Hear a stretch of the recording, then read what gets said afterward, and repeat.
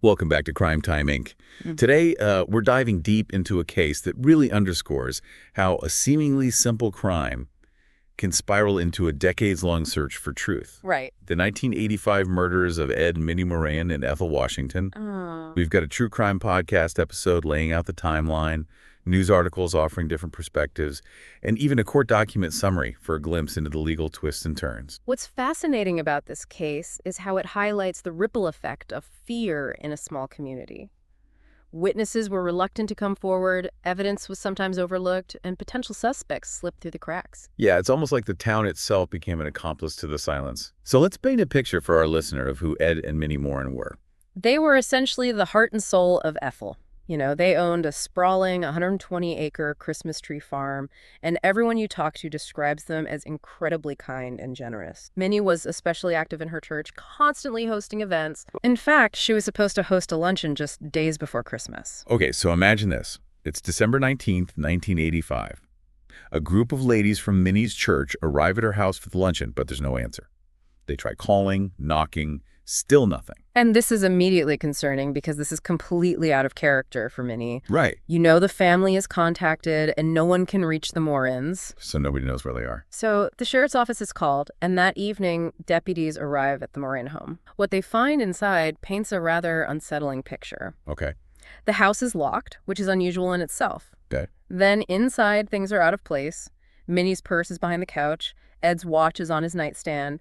And there are bank statements strewn across the bathroom floor. Huh, okay. It's like a snapshot of interrupted routine, which immediately raises red flags. Yeah. Minnie never went anywhere without her purse, and the scattered bank statements suggest something's amiss. Right. And to add to the mystery, their car, a very distinct 1968 green Chrysler, is nowhere to be found. Oh, wow.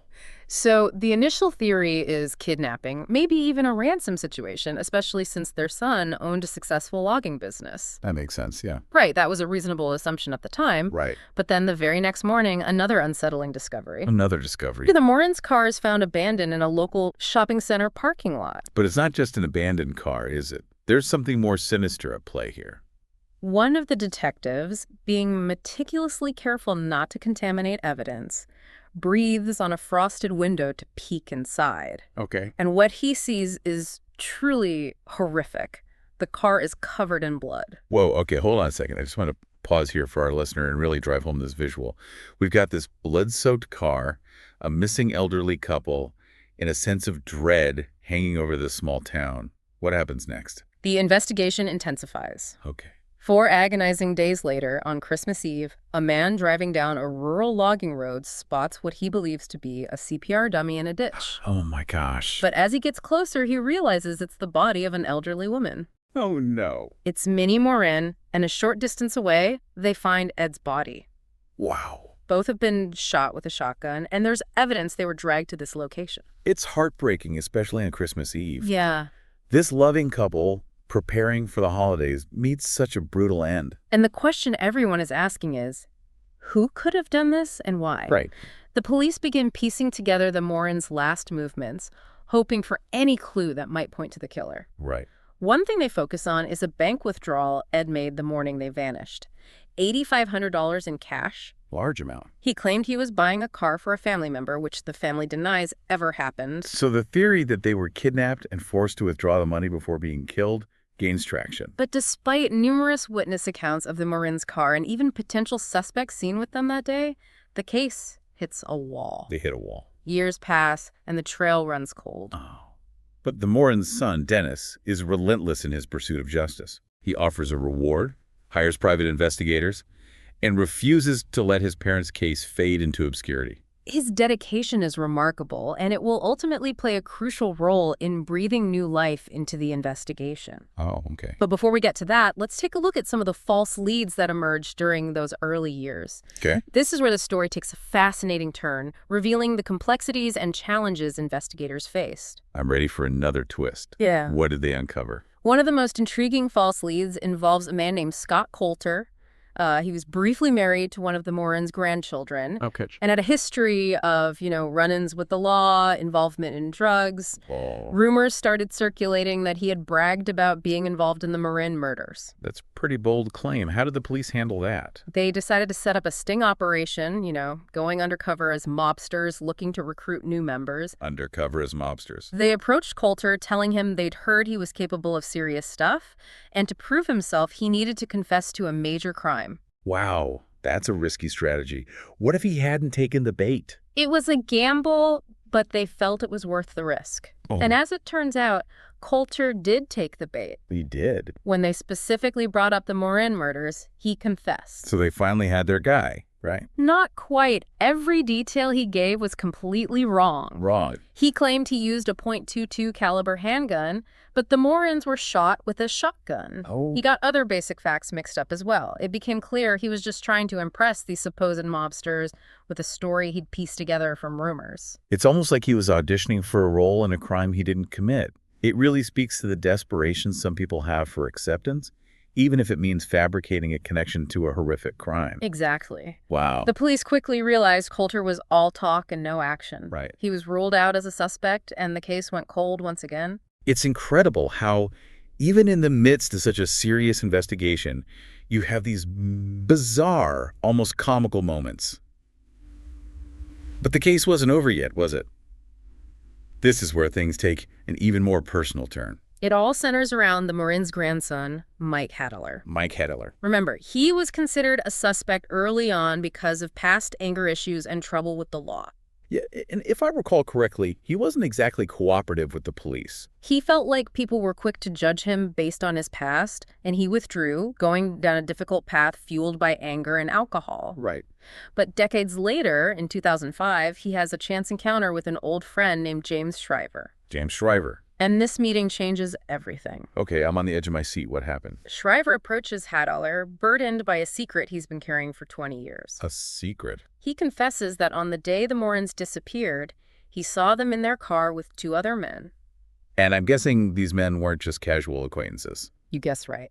Shriver identified them as Rick and John Riff, brothers known for violence and drug dealing. Wow, the Riff brothers. It makes you wonder, what was going through Shriver's mind all those years? Right. To have that knowledge, that burden, must have been incredibly heavy. He was only 17 at the time and terrified to come forward. Right. The Riff brothers had threatened him, saying they would kill him and his family if he breathed a word. Oh my gosh, that's a lot for a teenager to bear. Yeah. It's understandable why he stayed silent, but it's also inspiring that he eventually found the courage to speak up. Mm-hmm. What was Hadeler's reaction to this revelation? He was overwhelmed with a mix of emotions. Relief that there was finally a solid lead, anger that these men had gotten away with it for so long, and a renewed sense of determination to see justice done. Wow. He immediately contacted the police, and the investigation was reignited. Detective Bruce Kimsey took the lead, determined to build a case against the Riff brothers. This is where the investigation takes a dramatic turn. After 20 years of dead ends, they finally have a real lead. But I imagine there were still significant challenges ahead. Absolutely. Okay. 2 decades had passed since the murders, memories had faded, and some witnesses were no longer alive. Oh, wow. Plus, the Riff brothers had moved to Alaska shortly after the crimes, putting considerable distance between themselves and their past. Did they really think they could just vanish and escape their past? It seems they might have believed that, at least for a while, but as we'll see, the past has a way of catching up. So what happens next? Does Detective Kimsey manage to track them down in Alaska? Yeah, they're in Alaska. That's a long way to run. Did the distance buy them any peace of mind? It seems unlikely. Yeah. Yeah. Even if they felt some sense of security, it was a false one. Right. You can't outrun your past forever. You can't hide from the truth. Exactly. Detective Kimsey, along with Dennis Hadeler and a private investigator, flew to King Salmon, Alaska, armed with arrest warrants for both Rick and John Riff.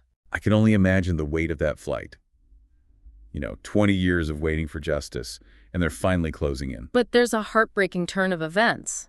Just a week before the warrants were issued, John Riff died of natural causes. Oh, wow. What a blow to the case. He was never held accountable for his alleged role in the murders, and it left so many questions unanswered. It's a harsh reminder that justice can be fleeting. It certainly is. Wow. But Detective Kimsey wasn't giving up. he still had Riff in his sights. Right? They arrived at his home in Alaska, and after initially denying any involvement, he was arrested and extradited back to Washington to face trial. Finally, after all these years, a suspect is in custody and facing justice. But remember, the case against Rick was largely circumstantial. Okay. The murder weapon was never found, and with John Riff gone, there was no one to corroborate or refute the witness accounts. So essentially, they had to build a case around eyewitness testimony, which I imagine is tricky. I mean, memories fade and people can be influenced. Eyewitness testimony can be unreliable, and the defense certainly used that to their advantage. Right. They argued that the prosecution's case was based on speculation and faded memories. So how did the prosecution counter that? Well, they had James Shriver's testimony, which placed the Riff brothers with the Maurins on the day they disappeared. Right, the family friend who came forward after all those years, that must have been powerful for the jury to hear. It was, and Shriver wasn't the only one. Oh, Other witnesses came forward, placing Rick at the scene, and there was evidence of that large cash withdrawal. It all started to build a compelling narrative. it's amazing how seemingly small details can become crucial pieces of the puzzle. Exactly. Wow. So, What was Riff's defense? throughout the trial, he maintained his innocence. Okay. His attorney argued that the witness testimonies were unreliable and that the prosecution's case was based on conjecture. But the jury disagreed. They did. After a 6-week trial, Riff was found guilty on 2 counts of first-degree murder, 2 counts of kidnapping, 2 counts of robbery, and 1 count of burglary. Wow, that's a long list of charges. He was sentenced to over 100 years in prison. Justice, though delayed, was finally served. It's remarkable, isn't it? After decades of silence and fear, the truth finally emerged. It really is. And it all came down to the courage of people like James Shriver and the dedication of Dennis Hadeler and Detective Kimsey. This case demonstrates how, even in the face of seemingly impossible odds, the pursuit of justice should never be abandoned. And for those of us who haven't experienced such a tragedy, it makes you think. What would you do if you were carrying a secret like James Shriver's for decades? How would you handle that burden?